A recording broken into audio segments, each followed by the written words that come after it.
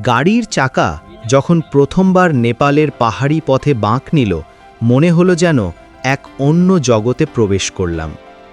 শহরের পরিথিত কোলাহল, অবিরাম ব্যস্ততা আর যান্ত্রিক শব্দ সবকিছু কয়েক মুহূর্তের মধ্যে পেছনে ফেলে এসেছি। এখানে বাতাসটা সম্পূর্ণ অন্য রকম, অনেক বেশি ঠান্ডা আর বিশুদ্ধ।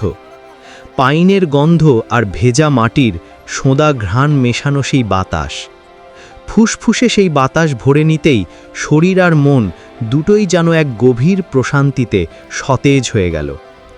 আকাশটা মেঘলা, যেন একটা নরম ধূসর চাদরে মোড়া।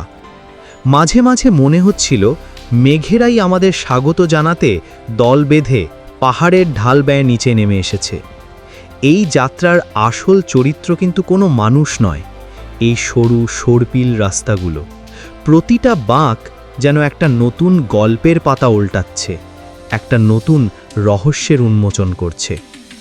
কখনো রাস্তাটা হঠাৎ করে খাড়া ওপরের দিকে উঠে যাচ্ছে, আবার কখনো সাপের মতো এঁকে বেঁকে নেমে যাচ্ছে গভীর খাদের ঠিক পাশ দিয়ে। একপাশে বিশাল পাথুরে পাহাড়, অন্য পাশে শত শত ফুট গভীর খাদ। প্রতিটা মুহূর্তেই একটা অদ্ভুত রোমাঞ্চ আর ভয় মেশানো অনুভূতি কাজ করছিল। এই রাস্তাগুলো শুধু গন্তব্যে পৌঁছানোর পথ নয়, এরা যেন নিজেই এক একটা গল্পকার।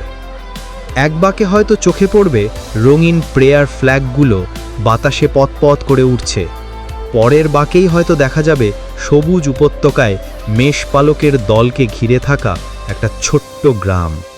কিছুক্ষণ চলার পরেই চোখে পড়ল একটা ছোট্ট পাহাড়ি শহর, যেন ছবির বই থেকে উঠে আসা।